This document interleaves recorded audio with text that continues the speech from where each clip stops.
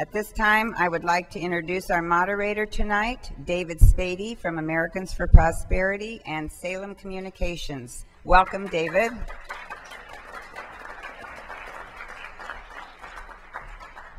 Thank you.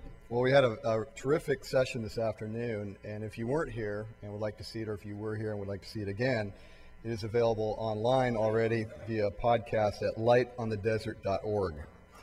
So the one we're having now will be there as well later on this evening.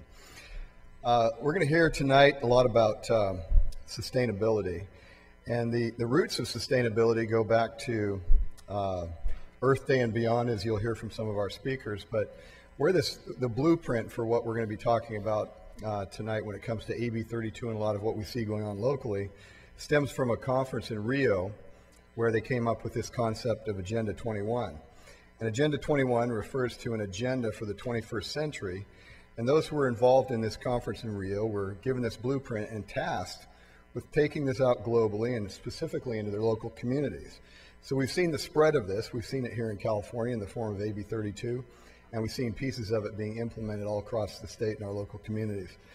The interesting thing about it, though, is that now that we're beginning to see some of it being implemented here, there's a lot of politicians that are beginning to recognize it and push back, including Ted Cruz, a candidate for Senate in Texas, who sent us a rather lengthy letter outlining his opposition to Agenda 21 and recognizing it for the threat that it is to, from a property rights standpoint, from a personal liberty standpoint, and from an economic standpoint. The National Republican Committee, just in January, passed a lengthy resolution. In fact, it's worth reading if you want to look it up online, going through point by point all the problems with Agenda 21 and the whole sustainability movement. And by the way, that was 1992 when that passed, and the 20-year anniversary is this year, and now they're going to say, okay, what have we learned over what we accomplished the last 20 years, and now how can we take this forward with all the new technologies and what we can build upon? And that, to me, is almost more frightening than what we had 20 years ago. I was recently shown a book that is from 1992 called Rescue Mission, Planet Earth, a children's edition of Agenda 21. In the front end of this, there's a letter from Kofi Annan, who was then Secretary General.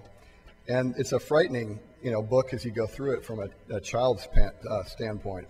Spit-roasted planet, chainsaw massacre, talking about cutting trees down, vanishing mountains, problem family, some for all, sea of troubles, rivers of shame. And there's a section on population growth in here called the population bomb, where they quote Paul Simon saying, every time a child is born, the earth groans. So you're giving this to kids with the idea that the earth groaned when they were born.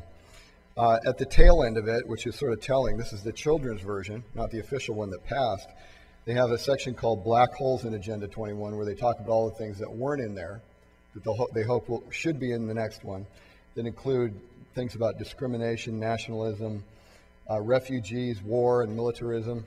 So it goes on and on.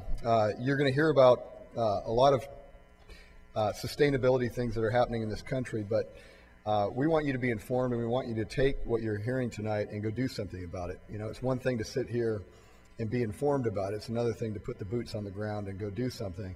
And that was one of the reasons why I got involved with the group Americans for Prosperity, because it wasn't another think tank. It was a group that actually got engaged at the local level to try to change things and not just hear about them and complain about them.